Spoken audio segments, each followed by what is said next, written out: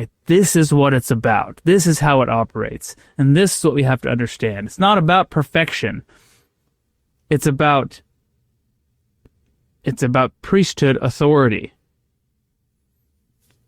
This is, to take it one step further, this is one of the core features of what the temple and the endowment is seeking to teach, because it clearly demonstrates and illustrates this line upon line progression and growing in light and in truth. And as you enter into additional covenants and remain true and faithful to those, you progress, right? The endowment is it's very symbolic of progression and eternal progression, this movement upwards to higher truth, higher knowledge, and a more perfect ability to live that truth, right?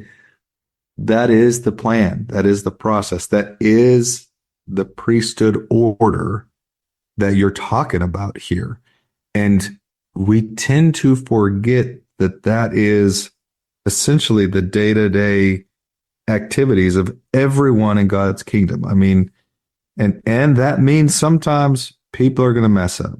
Sometimes people are going to say things we don't want to hear.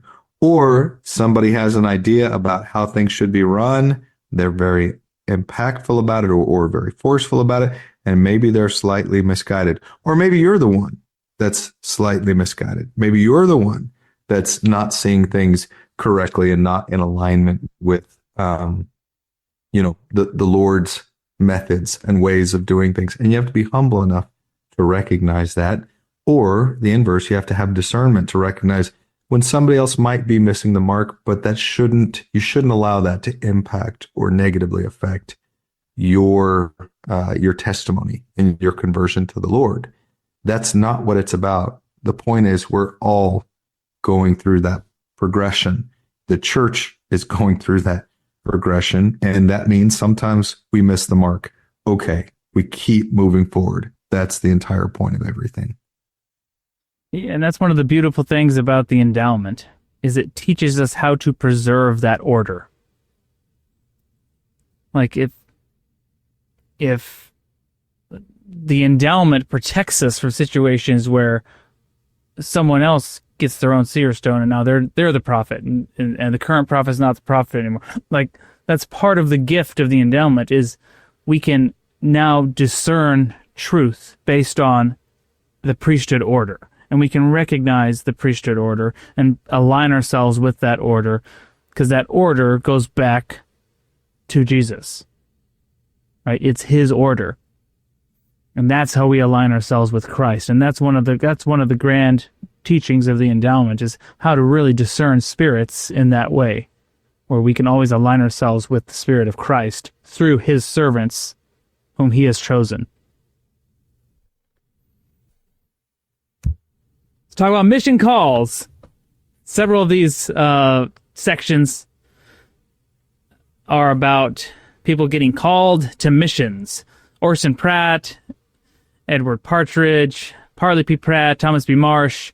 What's amazing about this is that these people have been baptized. They've been members of the church for like a month. Okay? And now the Lord's like, time to go on a mission. Go preach the gospel. Good. Yeah, so it says here, Parley P. Pratt was a member for about a month. Thomas B. Marsh was a member for even less time. I just think of some of the people we've recently baptized and calling them to go on a mission and be like, we might get different responses than Parley P. Pratt and Thomas B. Marsh gave to the. Yeah, I was just thinking that today, a month after baptism, we're still trying to figure out people's ministry. What's going on in your TV? Oh, did I accidentally turn it on? My apologies. I'm messing with the remote over here. Thank you for watching. If you found this content spiritually enlightening, please like, comment, and subscribe. Like the gospel, these little things make all the difference, and it helps the algorithm push out better content for everyone to enjoy on YouTube.